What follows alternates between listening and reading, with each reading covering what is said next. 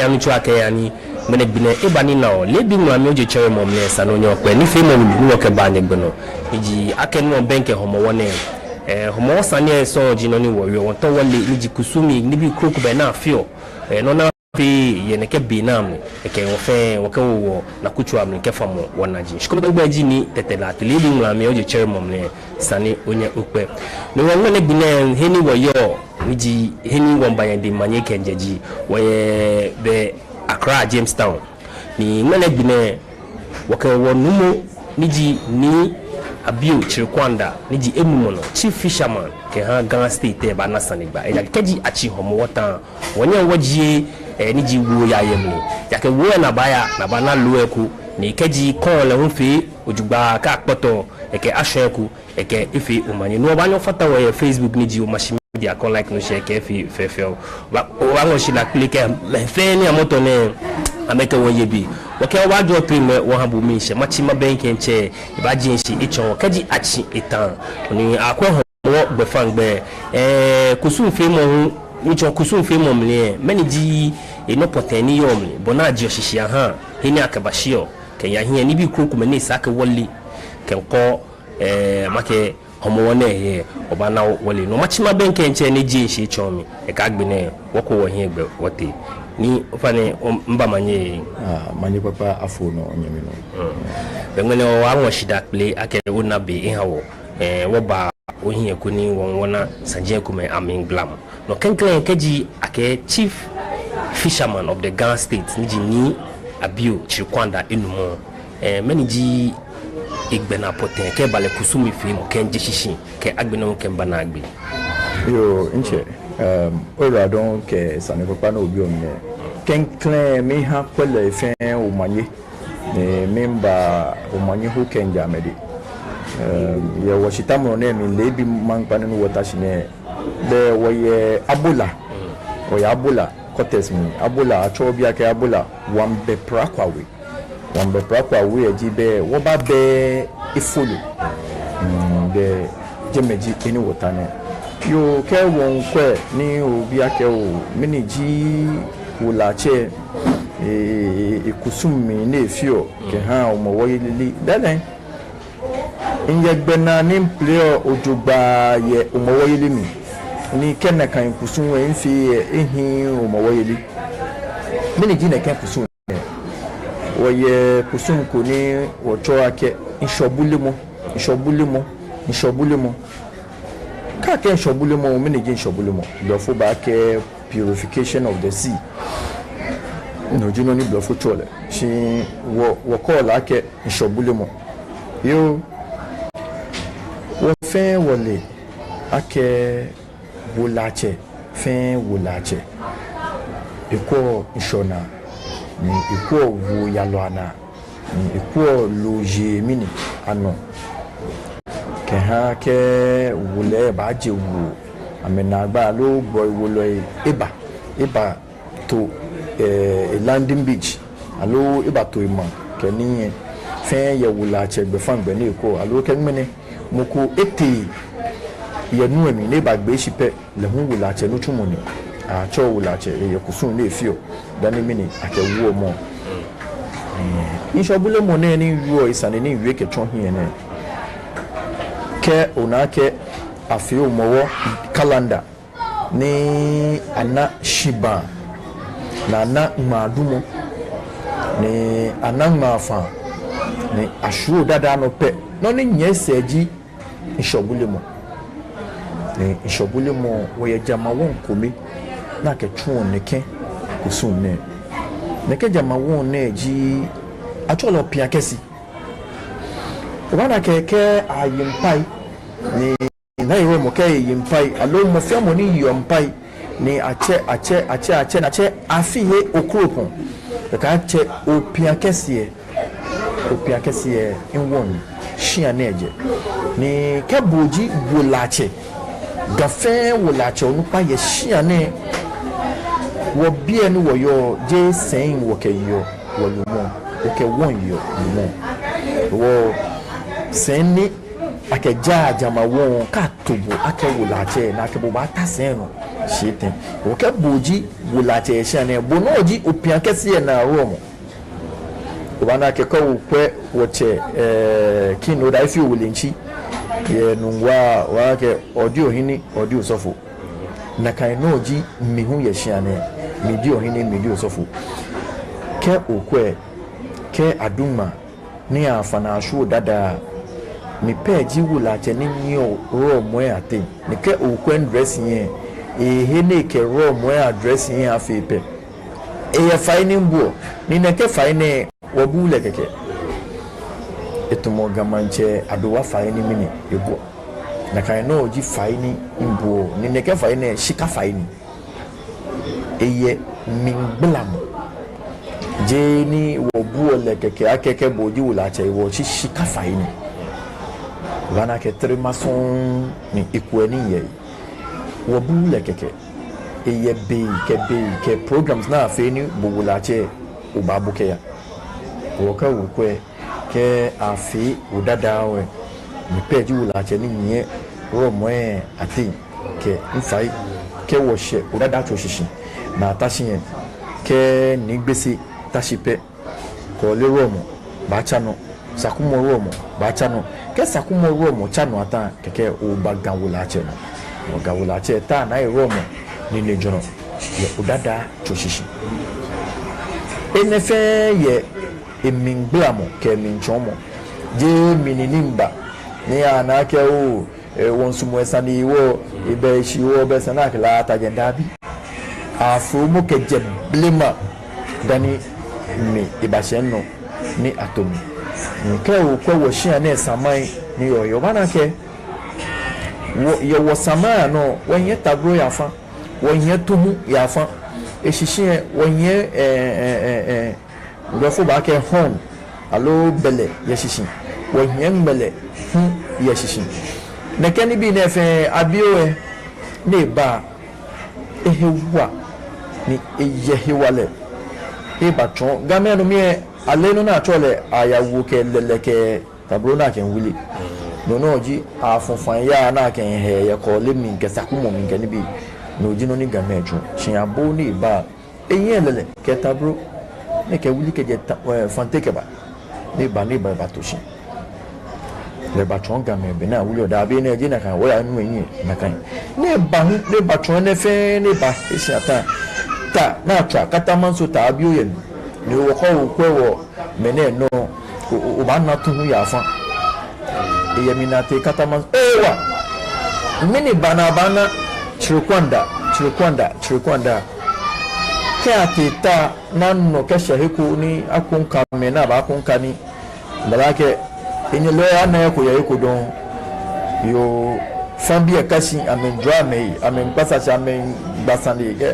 le ko meto wala edumoshini e gbobi ni ikwe ke ka bi abio o dia un beda kakra aka o mi dia mi chiku aminda o no afele abo chirikwanda abo ochiku onda ke mono momi iwo abo fe abo e chirikwanda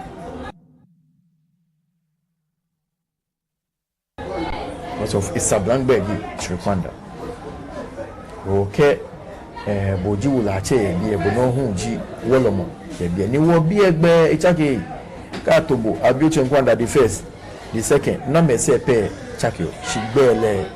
ikan he ni mini ikanu ni weke mba shobule no mi no e ba femi ake ke ishen shobule mo be ye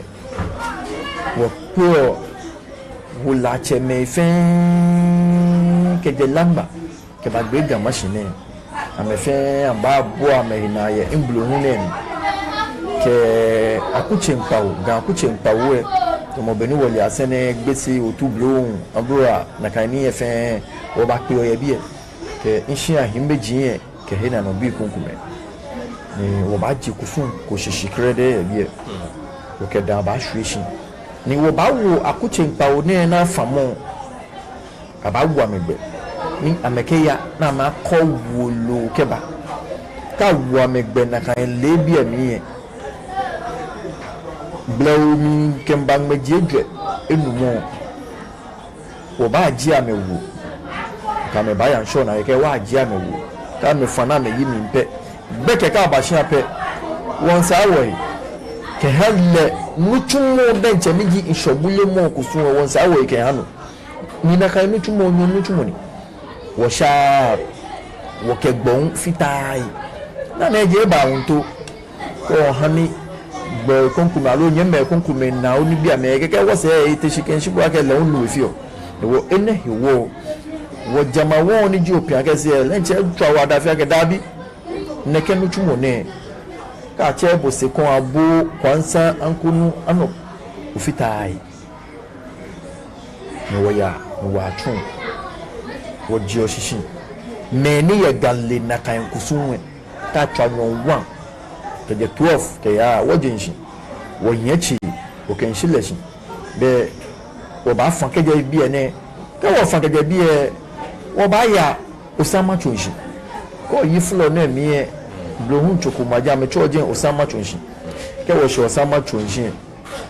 na kan bia mi e na yi romo ye ne ji nu motete na bia mi hu e ahia kle romo hu ye ame yi wo fa me ba bo Osama chonshi ake damini ba shuishi wo ba bolala wo ko ba bolo Osama chwe shiete wo yela ya ni wo na bo ka ke bolo Osama chwe mini shiete ka ke bolo Osama chwe shiete ke wo ke jigbe no ke wa afi no ni wo ba fi e wo ye no poten ni wo ka wo show me because na kan no ke wo tie wo ken show kamo kita wanta we ne naga because efindeni akenshobule mo hawo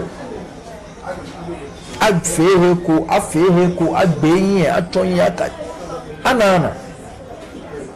ene hani abu ya fa eche ni folekeje muri keba ne ba na benini yo de ke dabi ne te ne kopia kesiba o pia kesi anu mi woni fante woni lete le ko pia kesi ba o pia kesi jino na ke babule nsho na ke bon lo gbe ko no ake ba fe kusun dana ke bon lo gbe mi ni ko wo noni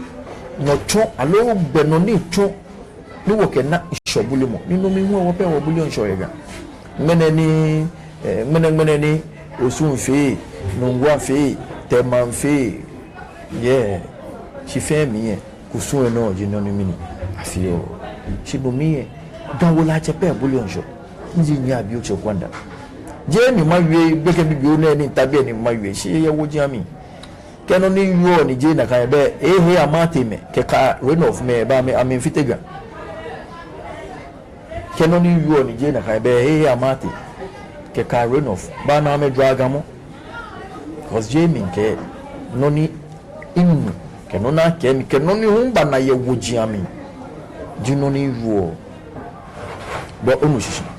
ke wo fe na kan ni wo jiminyo no wote wo kele akamokita wo fe na kan no pe ata wo kole kenoni wota wo no wona no kwale no fe ha wo wasafie wo ba ha bochina no ni wo ni me na afio ahan shochina edumonoko no klede na ke han shomini china wo kenno ni wotawo ni wonna le ojuba be wo safie ifi ha wo be sanu no ni wo kele wa fe mini ihale ina ejini wo ke wa fe na ka no nyompe ke je chele mo mi pe shole bie be sanu wo pa wo le ni wo tun amegbe ni wolo ni sani akefe kusunwe ni amekeba neke wolo ni mini wolo gbe wo pa won ka chilegbe won ka so wo bi ene chile jino ni wo ke fi okusun wo ke na yi bi e ka ya mo chile ekeba na ke lo ba pe wo ye ehe ko ni wo ji ni wo ke fi okusun we bi e na kan chile no wo ga ko ya ha na e romo ni le wo ke fi okusun ye eje neke chile no abaja ha ga akuche npawo efe ni mini nafa na yakoke ba neke chile na ke ba no jinloni ke isho mo kenkle na ba gbakon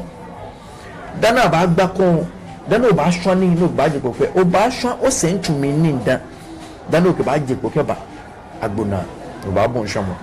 wo ne ketile ne akagya ne na akati ya ha mofia mo ne hye de pe na kan lo na akagya ne no ji lo kenkre e ba chuko no di lo kenkre ne ke ba gbako ne ke ba hwa esen tumi ni be ne twa ke omowo mi ni eyiye mu wo ka se no ko ke abule nsho na ba akọchile ke ba hi omowo ili mi na ke ba ho ni bo mi shi mi ni jino na ke ba ho ni o fe wole ake omowo ni omo je china lu ake wo ye tolu chimo ishomilu wonneke kusu ne krede je pa ko ni mba ni mi fe alo shi e kan shi keje blema a fe o mo dani mi umba ni me ne mba ncha no ne ni se ne ko ba ko e ma ji bi tene o fe nshobulu mo dromo na no nu wo bi hin meji am fe ha wo pepepe wo fe le fofo le ko ba ko ke ba bua bi e fe akuche ni sanaja ha shia ni sanake ya o ka ha mo fi amo bona fe ni wa fi le eyemini eyemu ilele hu e no ni wa bi aha wo o pa fa ya ke afile ya she wo sa fi ya she pe no ni wo ke la ke wo ba ha le be sani mini wo ha le eja ke no ni wo bi e lele bi ni wo ta wo le wona le na kan bo na shi no ni wo ta wo na ewo won sani mini wo do le akeko telebulu da tun o ba pale sabran eji fi o mini hawo o won sani dole mo ke shida ni o sani wo ke halo bona fi ni gbe igbele o ke o pe o mowo yeli ye ni ami ye ro ni wo la che peleo ya lo e pleo ye o mowo yeli ni jine ni mu pe ji wo la che ko ni shwani je wo la che fe wo la che shwani mi pe ji ga wo la che no pa ni shwani mi pe kenjen shi kenjen sentumi ye bie ye hia ni iya je fi ahe hu mini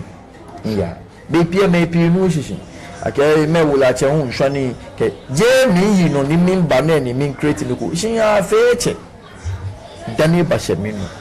mi pe giga wula che ni shwani ni dani ma shwani ye ni ga aton ye ba bie kenkleda e ba shwani ye mpia mi nda alo gbatu mi nda ke ne ga fape ne tepe ke mi njenshi lo se majache me kunkume abula manche baba ni kobram pa baba manche me kunkume amba nyese ke mi ameba ke ba shon wo benani pele alo ro ni pele oye umowo mi nche no ne ni egla sanje mi fefe hey poni sa ka mabutie ejemlan hawo education ji chose mo ejen no iwo be ma bi ni ake ni afi chief fisherman ke ha Ghana state keji achi ho motan yele gbe fan gbe meni ji emi nglamo ni fane shibam yo ka ke homowo e ba fi mi ake onu oshishi inu oshishi boko nu oshishi shake na ne gbeke bi neji no mba pa ko ni sani amekase o fe wole blema beni shinle be ba fi ke boni ni yili be ba fi ni game be ba toshi so le kra o le fi o ken le kra mi hun le fi o e chon homoniba ke game shin le boni ame ba hishi ke boni ni bi te le ha ni sheheku na ni na baye kashi beni ibalake o ni ibaji ehin epo alo umo ni iba ke ni efen ise mini ifo ke ni neke umowo ne yili ne ke asho neke ni ne efi o me pia ke won ni na asho si je won ni kaimo etumo umowo ile tumo molidi na afio umowoyili etumo mawlidi na afio cause na kan bia me wonyemme muslimi bi ba ka ke amenken kai amegbalo prophet Muhammad wala ejole amenken kai le ni won wo mowoyili e wo ken kai wo himeji wo cheme ni ameba na mete ameba tomo na kan pi mo bia mi niba bia mi ke na kan bia she wo ka carry am na ka fio na kan ni ne wo pitio wo show am ni aha mi wo hemo ke wo heli ko wa ke no wo fio ke wo piti ni wo poto wo ka show aha me ni ame ke wo piti po ni wo show ni ame ko yo to ba hwe efe mi ni wo mani wo ka kaya be ni to ke wo himeji ya lo brofo ba ke wo ancestors so wo ke kaya me as ame birthday etumo mo lidi pepepe etumo Easter convention ni solo fu ba ke American kai Jesus Christ etumo mo wo yeli pepepe ba o mi shi ni baby hu efi o me kuma ke won ni je won ni na sani wo bla mi tu mo ni mo try gbe no nke bla no ko mi fi o ayeje ma wo ona aye chufa dani mini aye pa dani mini aye shia mini gishia ona mini gishia masu mo ni make ba comment section ni aba bla mi fi mini gishia wo fe wo bi wo ya ke mini gishia ka ke shia wo shia na to mo be ni tashi ne ni wo ta mi ne lele shia ni shimo mini gishia bo ya ke mukubaya somo ke te ba ke da ke oh ya shia ni mini asole ya bo mukubaya malamingo ba ke oh ya shia ni mini asole ya bo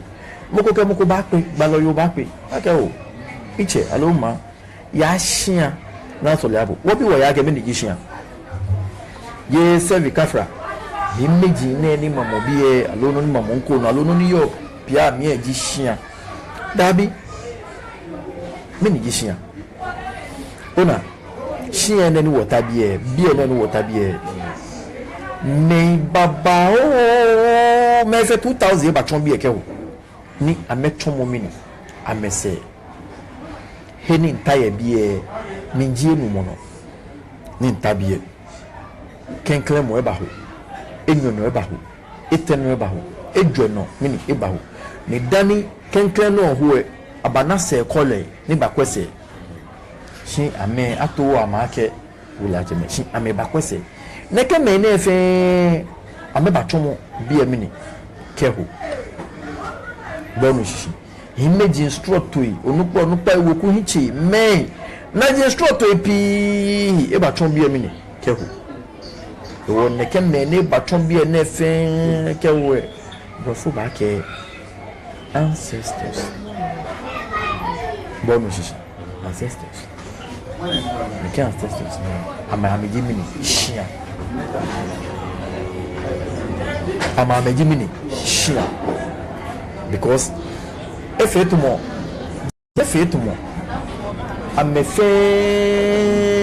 amela moto pa mini e can be ni jama won ni jo pia kesi KH ona opia kesi e de pie wo ya jama won ko ya atole atwaja ni bepie mena atwaja ntomo legishia na won onupa chidabi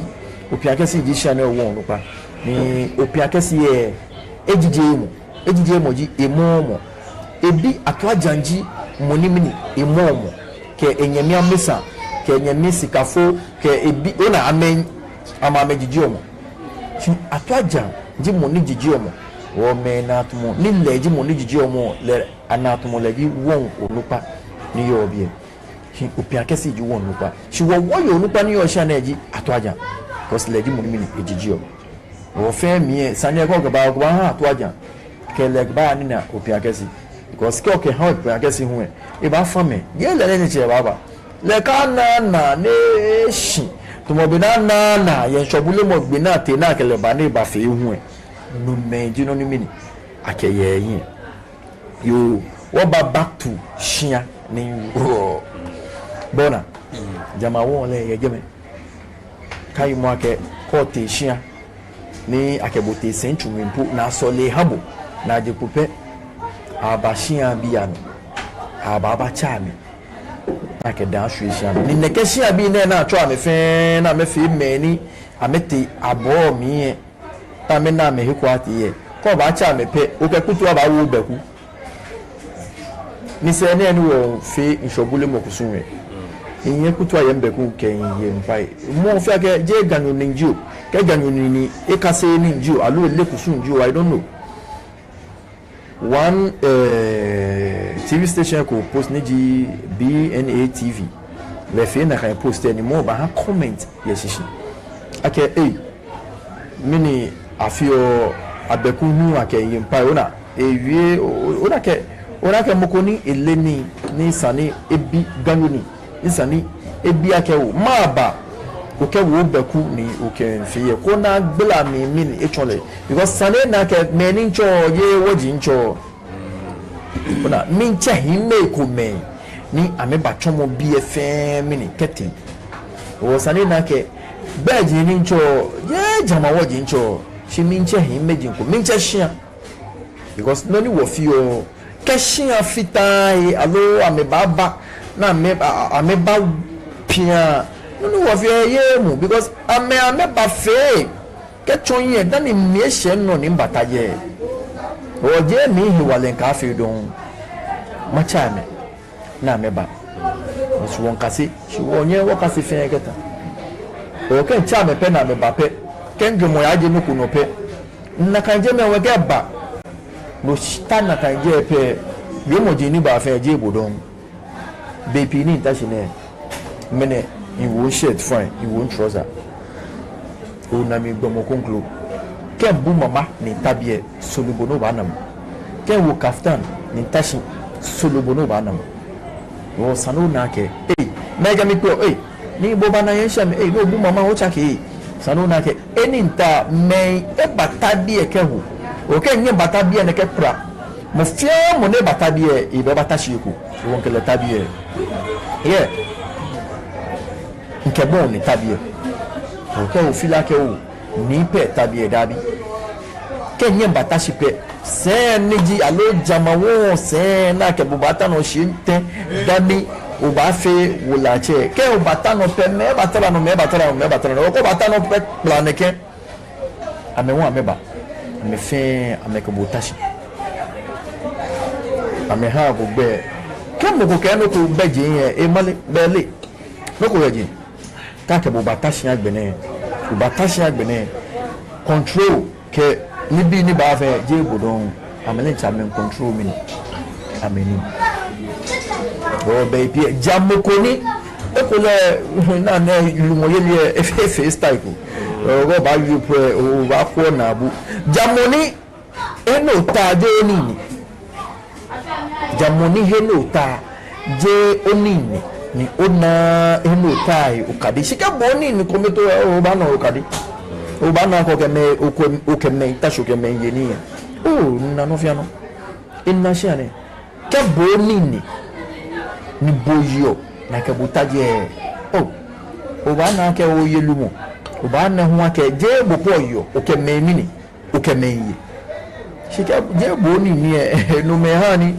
ojio omele no ni ofio no ni sani mini afio baby o ba na wonye me kumeni lumoni ni ameji amengele no ke inye maka ke je amehiwo no wa meji amengele no si ile bone ya bale ihame ninu wo amejio amengele no si ke lele ni boni ni heno ta bo ta je masa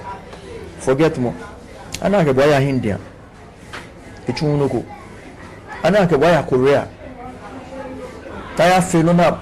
if ana ke boya dawo me bo male ni tabia je hi wale nke tabia sinke shin tabia je hi wale me na mojimi afi enye ponye me ba ko lewi mo yo na nche je lewi mo na che si gemi nke shin anye alo nke shin antuni ni na me ji shin ato mo bi nke je yin meji ni tra ense na me tra anko no je ama meji shin nke shin amini tashi bonu shishi nke shin tashi o ko ajo ngale no aba bola mo mi ake bo ba gbe ko yeje ene je na kan ene neke ene fe mo neke o na ke lele shin ake bo ni shin ake bo ntuni wonche bone yole o machine ko wajo trim won abo mi shek menek bi ne keji akay ya hia ni e ani wole no ni hi won poten be pie akọ akay ya hia eke no fe no eyemu na kan akay wo yo homo wo ke kayo hi meji na kano homo wo e damoshike an huti na hanga be ko ni hwe e ma no ma bi ni akani ke homo wo she lo ma ke homo wo yeli wole manage am a contribution ke ha homo wo yo inje ye saneni obi mine donc il va faire que imbla mi kuku ha wo contribution ni wo ke ba o mo wo mi no ji ishobule mu ni wa afio ni le onke ibale na kan hu nwu na biye ke nwu na ye ameye adode ni akeba ni abio chikwanda wile ake ishafi amefio na kan no ke she ishobule mu mini biami because wo afi yeli agi ishobule mu ni wo fio na yes ke bale na kan pe ye contribution alo ye noni amekeba ni abio chikwanda mini wile alo tumoneke biami ne wo yake himije ba yo mo o sani amekuku e mini aso o je ishobule mu lo epe ni nkeba ni ajaha meji ni say say that ingbenaji sani ma from one ni maya fisheries alo maya tema tuna association kenafa keni bona feni amekwa ni himeji ya kuku a mini eso afine ni la nchuwe ni hu afine nchuwe ni yani himeji hu amekuku a mini eso ni ko baje traditional council efo ni najini mfamo keni ni sanafi yeah efo wo contribution alo wo meneni wo there yo mo wo bi ekuku pe ni kaji abayi homo wo kusun ni akaji oshishi ji abanshi keke madumo ke kuku mechase o fane shi bamle aso nuko na kan ye ke ha kaji wo ba insho gbefangbe yo era don nuko na kan be ke ha ye insho na gbefangbe ke tumobone nchonye ni wiye ke agenshi ke shiba iye role ni player ye na iwe mi pe giga wula che onupa ni iye gbena je na iwe pe ni ye hegbe ni ya sakumo ni ye hegbe ni ya kolewi ke she madumo ke ma shiba keneke ni bi ne shi ye na iwe poten wo ka me ye kusum fimu ni wo ka me fi omini kusum e mo tell like wo chemeji na you be wo cheme jiam o wo ka me ye kusum ni mi wo ka me fi o bana ke afi madumo alo abashin ke na e romo ta isemi pe nta na e romo enine juno ken tashin enine juno wana aneje shipi lehun echano mini we echano lehun eye emin blam eye min blam ke gbe kan alo gbe mi ake magbla mi kuku fiu pe lehun magbla ni dutch alo gbe fu meba abi oji monica me pe yenu hin ni ke gbe fu meba shipon e ka me ba shipon me ni e ka me ani naji ka me te na iwe o ka o kwe na iwe ame coat of arm na me use o bana brofunu ni ke na romo ni a chic mini hands ni neke de tane na meta de monique blofu me pe ni ka me ba shipon ye nu ye ni ka me pe ni ka me ba shipon ji abio o ni ka me ba be sa ni ka me atun eche ni ke le te ka me atun mini eche o kwe na ya me koto fa me no anye shika chuku ni ma shika kadan ni ameka me ni encha blofu me ji no ni amekeba amenye material ni yo mi ni fitai ni kanu noji wo su alo wo kala ni wo use o ye bie ni ya ke ko kan ko ye bie shi wo use aligidon cream color aligidon noji no ni mini wo use o ye bie ke na kan alegidon noji noni brofo make ba mama ni fitai ke fai ni captain ne ebue na jie ke na kai won ke alegidon ne noji noni akadwele wo mama ni mini akadwele wo ni fai e noji noni akeha aneji biye won ke fai ne min ka aneji shipie o ba ya shona nike inheto aloto mo bene shafi ne alo ya she kusun fe mu anadie shipie e ba hie faye to mo ahio chene alo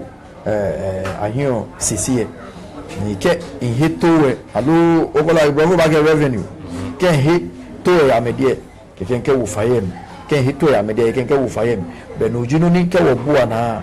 ke wo pa na alo ba kwe ke wo ka fi wo chata mini amani eleji na ya amani yake huko afileshe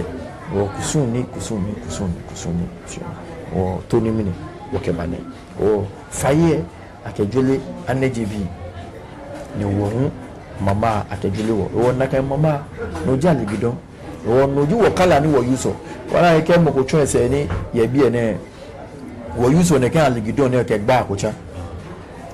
ke o kwa ni wo ya heku ne kan aligidon ne no e kan wo kwe ni say ne alo last 2 years ni aba introduce me a traditional counselor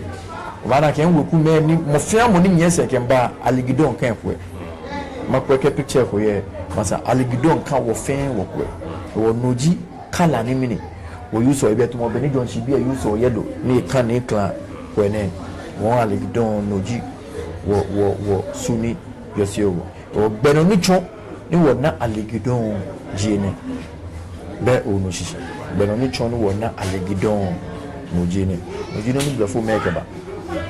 ina ke dulewo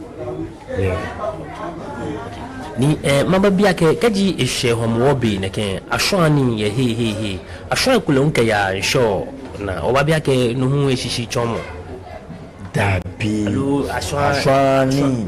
ke ya nshona no wi nshone na asane ma wi ne ken wi mu ne nshona ashwani ye ni pena ya ashwan ye nji biamini ayi totro yele jama won ko ye shata bi che ko pele ke shifio no eye onini jono ye gen roko ye gen wo biamini ke yo totro ma yele na kan biamino aken fe shobulimo wo totro yele ken shobulimo fe ya crasho wo BP ye mena to mo shobulimo ni chi totro ma yele fine o katle in short na kan no henefi yumobo ka waje na kan je meye fine totro ma yele ken shobulimo fe fine agbe shobulimo biami ni totro wi fe nshona wo wo je problem ke a fe shobulimo ni ayi totoro huma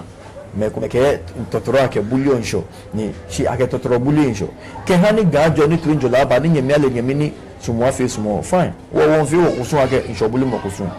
meneke le fi o meneke mi fi o fe ike we aigo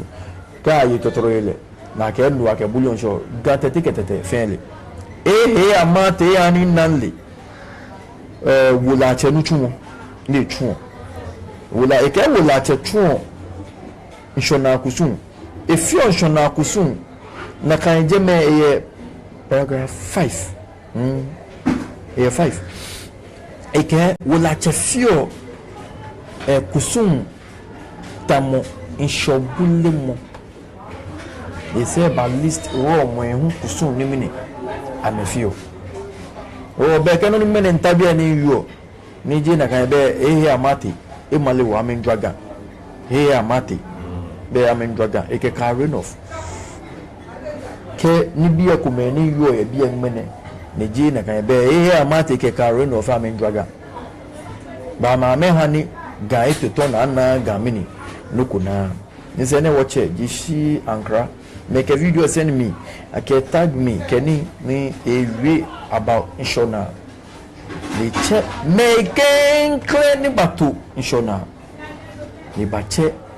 abola wempra kwa wobi neji abu chenkwanda neji woche jisi ankra woje nokoni minimi view nokoni inle alo no ko da bi e wo jam ni inle ni ake nfe hia na onupa alo hia na hia enye lo sani o ka to bu atabi epe o ba ya komi ami no bi himeji asani no na ya komi ami hu sani o fa mo na ji no ta wo ji ko me fe adomo wo yin o sani o ta o no na ko be pi e kanu ni yo ne na ke je na ka alo o la chen fu onupa ni fe ne ke be e amate me ke carrying of me be amegbagamu bonus ni oba no obisa ni yake ngene ke ji drum efi wo no ni wo bo hie sa ke no fe no ni wo le lo won na ni wo so aka egba wo na wonye wo bi omo wo ya fatai ke ji atia na lo ji udai ke kurukume no ko ba yo kusumi fe mo kurukume le wuye won sho na agbe chi ni ngene ke won ko bo ni won sho na agbe ifi ke he ni afi kusum ye boni je efi ni o fa na shiba mi aso no ku fe mo ye men jo ojomo chomo o wi mo fi ko yo inche adon go na ga mo na nfi ake inwi BP e mo ko me ka o wi anatumo o fi politics she da gben wi ake any tabia as a traditional ruler mbe NDC mbe MPP heni ta hewo ye nyanu me NDC ye nyanu me MPP she mo nfi politics that she as traditional ruler mas money wi money poten e ba ngona ke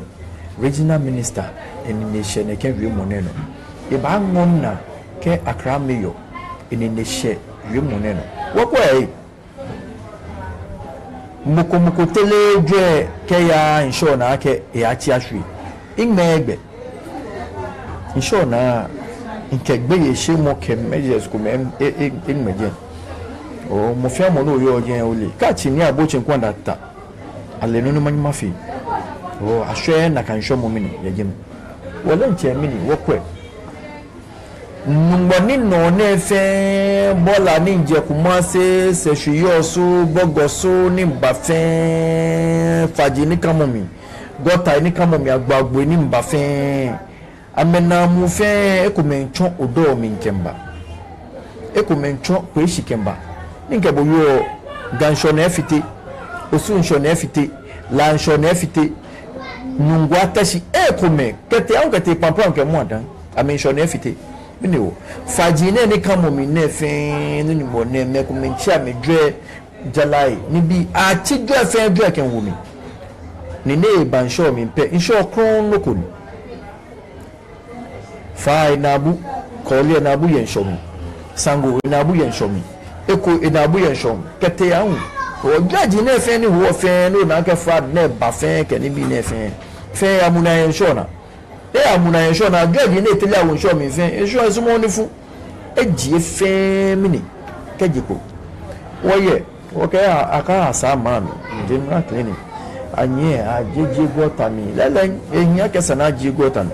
chibio yake woni chomo fajia mi ne baje so na ashi hanam wala chen ko me manyi mafi nche minpa fai bi ne kesane ne BPA ko ya wi aba chombo aba ke ne ken shimi nken tabi as traditional authority alo traditional ruler JNDC to mi JNPP to mi atomi yeshia wuku to mi o bio yake na ke gadi ne ba hunshia ensure me ni ensure je like pe bi ni intono in videos ko many in organize your fear clean up nke all foundation nke nature una wo fear ke I think group eko nke gasmila ke ni wo fear organize wo le me wo ba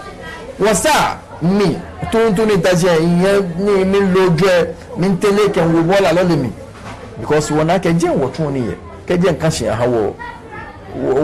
gbomocho he wale na mo ni wo fale mi fi mo ni si the more ni won fe the more ni ke ni mo ni e je ko le mi nkan ba won bi ake ko le te afi ole ten ke ko le ro mo mi ko ye mi bi lesan ani ko le ni bi e tun mi nkan ba te afi ole ten e was e tun ko le mi ni ba wo nsho mi je wo tele obola ke ya je e tun e wo te afi o ten and regional minister ke mayor ameka menna ko boni show na efe ilu ni sana me bia me yake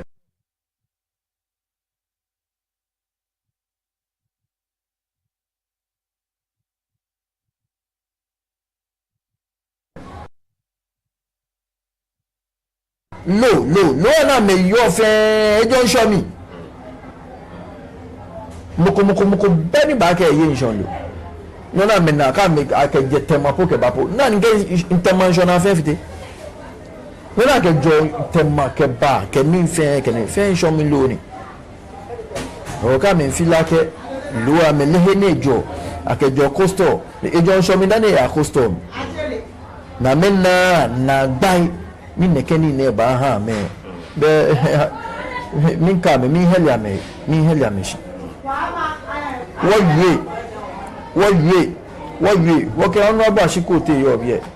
kẹ́ ní kòkòrò ẹ̀ náà kẹ́ ní kòkòrò àwọn ẹ̀mù elebo ní gànṣọ́ ní ẹ̀fì rọ́bà ní ọjọ́ náà team bí amina aminyẹ gànà amina ń ṣọ́nà alo amẹ̀mẹ̀ dáníwò làchá bá kẹ́ wọ́n tẹ́ wọ́n sàn ṣọ́nà nìkẹ́ ní fi tùmọ̀ wà bá ní ó dàbí ìmbra be pie ko ya me no ga me na tumo bo baba ni ndabi je na ka ke chomi aka asa ma me ni sa ma me pesa ni o na ke insho geji ni lu ke te fe insho na ni ye hunta mi ye gen ibada bola ni ma je gbe won de zaga ni ne yen lo wo fe an we to wo je wo lo don o won shi wota mi ke ho po ni president po ni e po ba ngun na ka ba nya ke hale po aketa ge ba ngun na ni e ba kwe ganshona boni jemini efi ni len cheke ba mo je ne ko ake gbo mo de sa ba nya ke wala lu ne lu alu ba nya ke ni le alu ne lu ya ko shona le pie ke asanchona men fi men bi conversation be ko ba bo me tu man ba no aju ngele no za men bi ni ngba wala che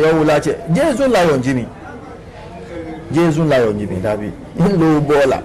wala che lo bola je lo ji wala che nutumo wala che eye nutumo ni mini etuo shimo ka men ban sho na pe le fe sho na ni aba pe wala che yo je sanani na wala che because no ba je ke pla o sna ya ba pe no the first thing na bi ji ingba wala che yo ko de dia wonye mega po abia ni yo Jamestown official go mi amefio no ko mun na pi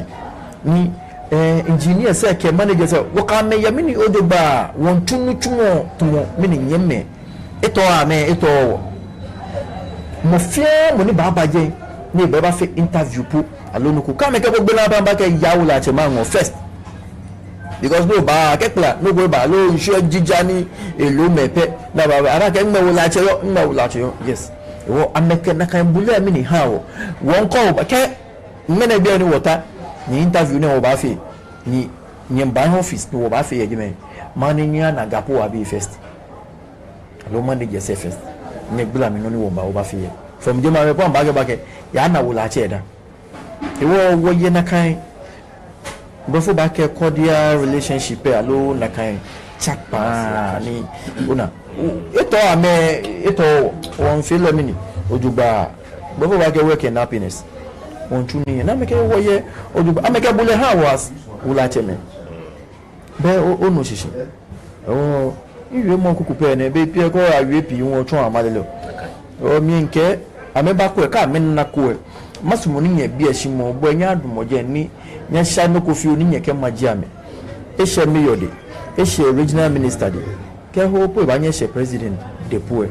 abanye ni mini ake ha ka me dwomoji wo ba nya me se wo ba wi ne ba fit mo wo mba ni ele amale ka me mba wo ye nsure na wo feel ready that's wo la che me wo ba receive ame gbenu nu wo ba cho ka me ba ni na wo minister ne sha me de maja che minister ne sha me de wo ba nya me yen ne ya sha me de ko nu wo fe na ke tuni yeah ni oyi wala don yejen wo ke ni film mba na ba ehwe saje eko enyo eteku no ba bi eke wo ke class ni aka wa fe chief fisherman ke ha Ghana state ka ko ngene wo ya manage challenges aso eji climate ni ji weather alo agbelo chon alo pollution alo many poteji ngene wo ya challenges yo nche o ra don ke blema ko e bona imeje ba anye tashi ke akwe mlami alo akwe nyonchule alaga ba ke nye ya abasan eten alo abasan epa alo abasan eten o aba agbelu eje na ne bele na kan don o je wani no ke nyenchele alo ma mi kwanu ko te ba lo oju e o ba ṣáájú e so nke baba brother we ha no chumo efite hu ji pi hu je wo wule me pi je wo wule me ngene anatri because mo fear mo fe hingme to aggressive ye shika no iwo afi light kandi lo ni sani amehishi ni lo agbagbe alo lo e fa bi aye koni ame build koni ayasha alo aya wachawo alo ashawo na yasha mene wo bi aniji wole me no ameke hinkon ke anible aya fe kandi na so wo nu ni o kandi e ke lo e nana me ba ipe ame bibi ni yo minister na me duo fe keke ya duo me agbene yaji nkome ni sani mini ajie ye show me wo ya ko no wo chole monofilament net ne ke rubber yaji ne na kan ne na kan yaji ne ona ke rubber ni o le ke fi poto ni bp ke edun lo ni bp lo so wo ya mini ke ya ni ko ba ona ni ke edun lo ne ke ona ke ne fi rubber ya ni poto iwo ke edun lo fe poto iwo ike lo fe ya gbe ose nu se ke lo fe efite bo onu shishi ni enye edun ke agbesu na kan edun lo e konkume na ma la iwo ipata lo enye ye mini ne ke wonye mere no ko aje he kume ke dynamite ya wo me kume nye ddt aken ya wo ona ayi so clean oh yeah ma fele fan e ramano ko ni amena ke won try me say na me pa because lo egbe me yo na ne ko wo gbe me chi ni wo trash ne elaini esa ni wo na fe wo na wo bia ke me no ejo wo ni yeli mi ejo wo ni yeli ona okwe bukuni idako ke sheko eko 2027 30 no ara ke kidney Sunday mi no Sunday bala na kan fe ejo wo ni yeli ona isho heji kume bana wake ana hosa oye ni oya baby oza je ni oye ni hu ya ejo wo ni yili bibi apf afi chemicals be no kwa fu ehun ketufo en dunia ha wo ni wo ye ko ban show na wo ye so clean ke dynamite ke ni bi wo ke fi o gbogbo mo no yo gbogbo chu wale na mo to no ba na ono shi me twa me se na me na ke no na me fi o ehin yeah kan ye wo wi wo ka pa abana lo sholololu amenye kan e mini amenfi hi okay am la lo wi ni atu ni very soon wo ba wo wo o mo keni ne gbebo o mo keni ne gbebo oni ba fi mo bo yeah ni shwe no no mama bia ke kaji noji na agba ya so ake ni bi kuma shwe shi ni akwa sana lo shi wonu wonu shi ake afana na ye wo ka shwe shi wa ya she fisheries minister here ke o kwe nye by this time fisheries minister ni ji Honorable Miliata Ghana Traditional Council ne ke wo majache me na sanegba ye ne ke dynamite fishing ke light fishing ne ni ipa yi mama e twame ke ha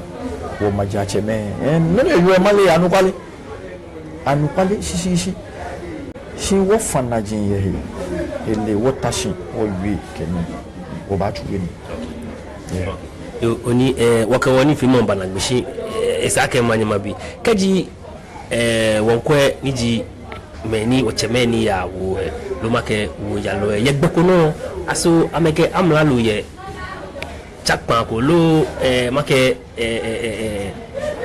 gbepamoko ye ni esake gbepamoko ye na me package amla lo di keji akwe luchumo ke agbene boni kusumi ke kuku me fio na nyeni ake preserve what traditional ke agbene mambi ni yo inshona agbe Yo, nche, ora don ne keno no yo ne dabi. E beg be jana to me na kan. Ke ma we ni se ne ni mbatashi ne. Nke yin wo mi nkwa ni bi ko me yenyo itesa ke no. Sani wona won wo sani wona mini hise. Ke won kwe ono kwa afu ne. Aha, me scholarships free ne bi ya school ke ni bi shi. Oko kwa afu efe nchunu chumo ko me. Bena me ye ko me won wo ye nu na. Ameke ni nimba won wo ke lo humba. Shi ne keno ne na ha scholarship e ko ba wo. Me jenta shi den je da bi. Sani machia benke wo fisheries minister. Do mo na won fa na jin ye. Bona afi ni wo wule ne ho ame wo ame na se mini. Ye na kan no mu. Ye. Ona sani wo na se mini. Ye. Ona ke BP wo enye me wule me ho. Ameni asishini mo wafio ke okwe wo ya no tumo ni shije no tumo me ne won gere je no tumo ni ke me ne ogbojo ba sia ole no rai open champagne alo mukoha bonuko no tumo ni me ne ko fu lele ke ya ni ohe ya ba ni ke awu twa alo ko yo twa ni iba fito no tumo ni alo whether face type ko ni eya shiteni e ba poto no tumo yin ni una insurance ko ke je heku e nche no tumo ni shi je no tumo ni because what try ake o ka me ba wi ni insurance e ba mi alo social security aba mi shi o na ho ake ame ni ashishi no mo ye je me e wo ha me nlo no e wo ni shi no ko ni ka me hu mfe e ba wa me Osmane mukunye ya fa shika ikefi oleleke ya bikume to ka ya bani ni tie ibanye che na kishika na efe bikume ne ya bani unwe kene ye ya patape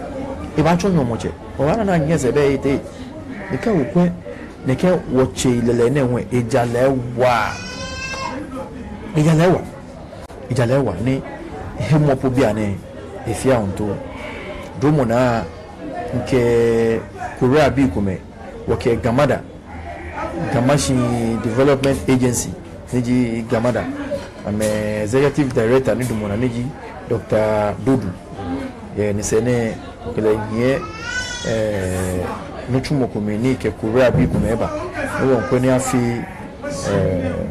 fiber rasboot ne ke ha wo na bi ye bona afi ni ake ha me ye affordable price ni amini mo fa mo anye ni mini ko shi chi lele ga ne chi apo itan ye ko em o ne itan ye ko em to ba fe ten sani wo ko ni ku me na use on ken fiber grass boat ne ko ye ko ni wo use ni to de la ba wo fe eni dani obaba solimo ke han gan fe ke han ma ja cheme agbene mambie bas mo mabia ke asoye no ko potene di na gbe han bo kaji okwe gan shikamo wa denje yo no ego na wa ke obi mi ne ke sane ne yivia ko obi mi nwe nge ba ha mi pa fai ke ise omowo pe alo ise afi pe ko social media no ni me wi oji bona ise omowo ame ba fi ameni ye ise omowo am ba fi ameni ye gan shi ni ashishi mu momini ko be pe ona lumoye ni na yo eyemi straw to it alo eyemi types bona na ne maja cheme pi na william ni abesen sen na ke yo lumo me beko shineke mene no disturb ama me na me hitumo manchemo no pa ko fe many po yo sen no shi amena mehe tomo many ona shi sano bio yake lumona yo sen yake yo je in agbo sen manchesen gojo ni samai afi samai dabi ayesen mi sen won ye kusun sen won ye shia sen je shia sen yo sen ni maje na ata no dabi shi won ye sen ni sen no ake yo lumo ni wa ha bo sengbe bona shina na je na kai won kwe akucho mfio keni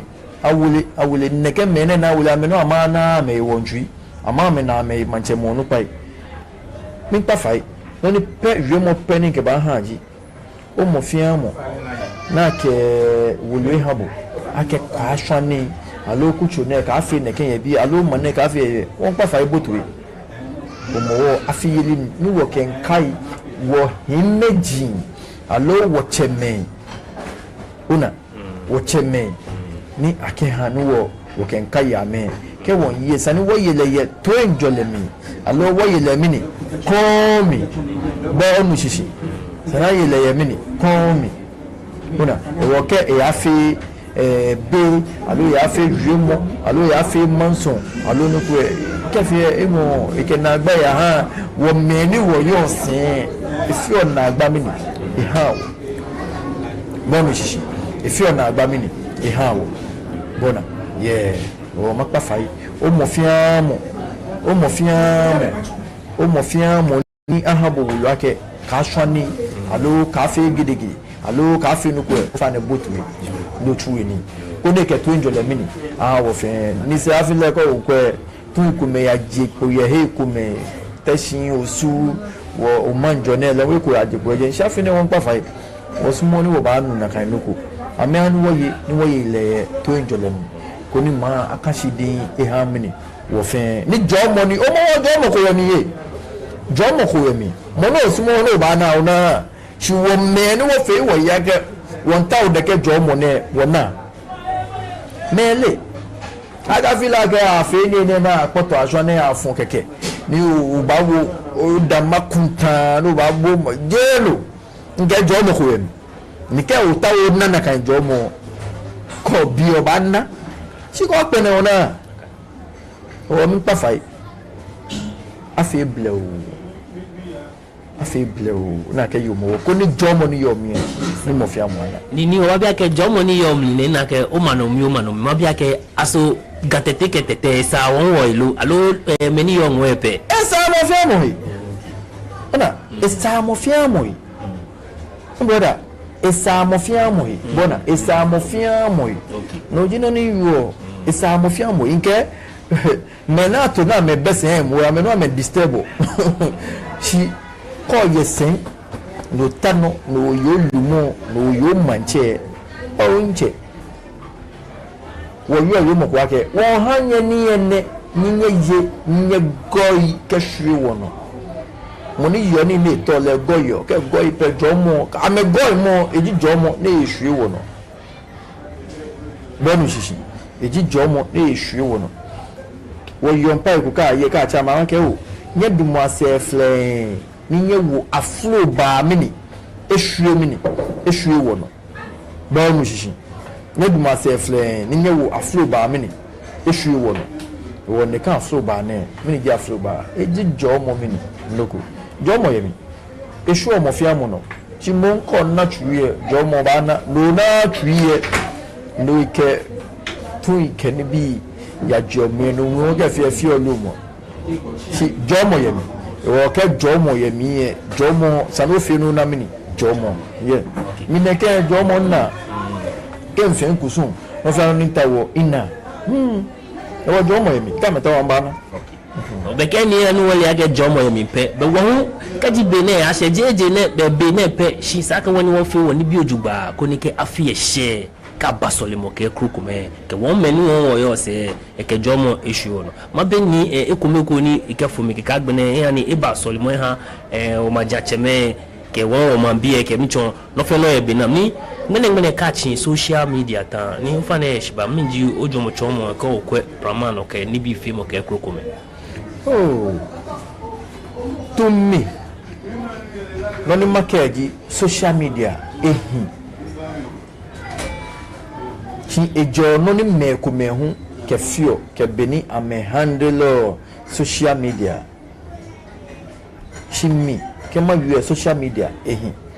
echo social media no nke nhia bi ekomekume 17 ebabie na to me na 3 years ne nke nhia bi 17 ebabie amedugbe amele bonushi amedugbe na amele shia chi ejo post kumeni fio ke nibi kumeni fio kana alo mu ni control on page kana ke ba comment be ko baby me le bi egba cho ado amega se ko me abo me ka cho bo se ko abo ti akwa o je abo la patashi o je abo la wan be prakwa we wo ba be follow na vile wan prakwa wan prakwa we wan be prakwa e ba be e follow wo se ko abo jan tete o je bi ti akwa amankwa anoban normal emisa fe ojabola won prokawe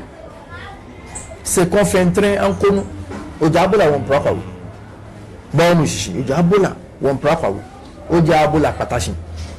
e social media no nke nshi abi to mo 17 so ma bi na mele amedugbe aka me ba imeje ka me ba ken na boye social media alo na o ma kwansa magmabo alo ma bo ma imoje mukuba ke jabra dun kwa kwansa family bi fe fante meji wo jabra alo wo je muri ni wo bato gambia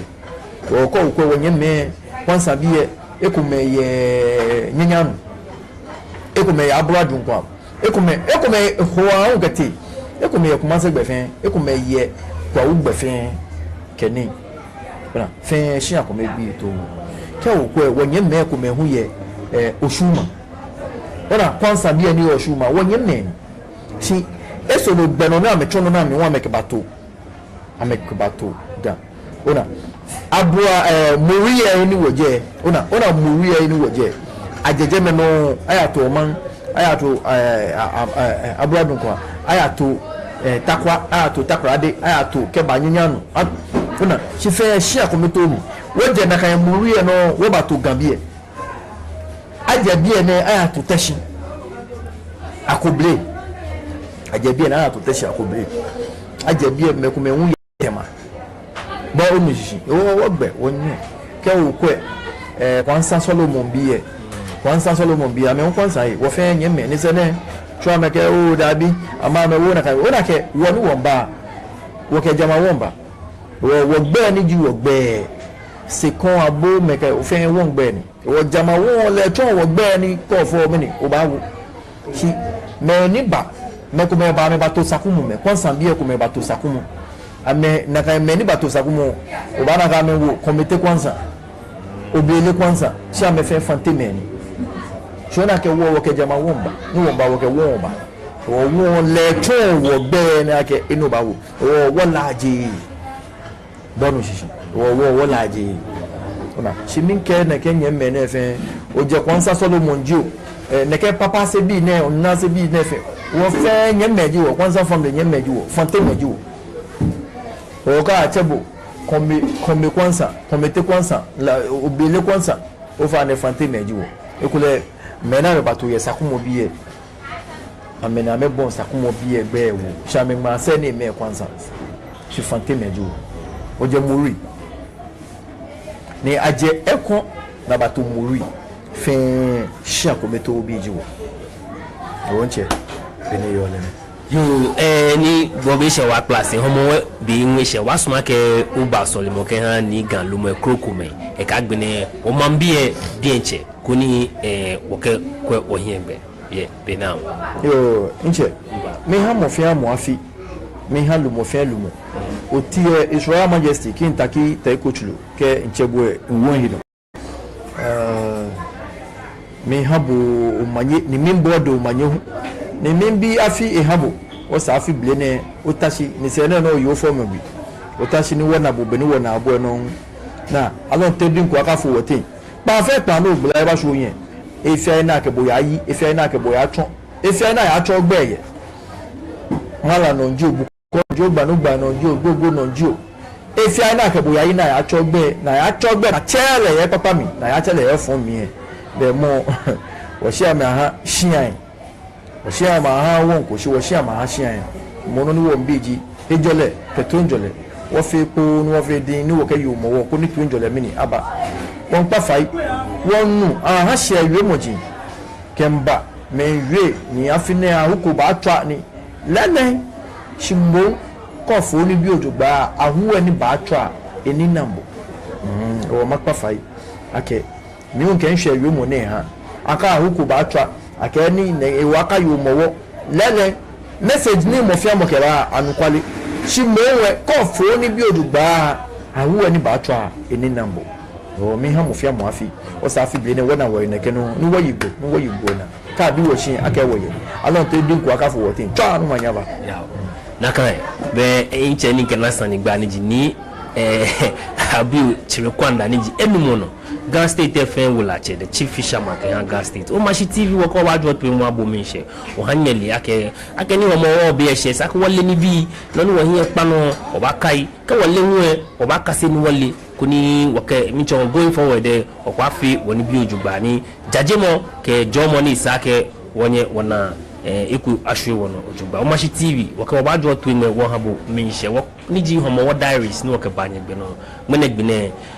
ncho hen yomu waka nu e ba nasa ni gba be kokro le hu kaji ote wonu no ko nhye ke kokusum be fang be lo yi no sanjine sake wo ba bi ni achowo o ba san wo ko se wo ba ni wo ba bi ni achowo wa ngo shida klike hani shikome eko me feni ke wo yebi wo ke nya yi wala don ke muna ke ji oyefu mo gbinye wo ke happy belated birthday ko ile ngene be happy birthday ko ba ile wo hu happy birthday in advance mene inche ko yi birthday masuma kama wish le pa ne no ji Simon Abel mene ji fu mo gbi wo ke happy birthday estes kona mo femo ni fata we awudu me fe ke happy birthday shikome kwa ngbaji ni tetelate o machine ko wajo to mi wabo mi se kenya nu wo idon shidaya create fe ni ewa ni chuchonje ni chumo ni menegine efe o manyo awo nya nu wo idon wo ke wole we be koko na pe o kanya ise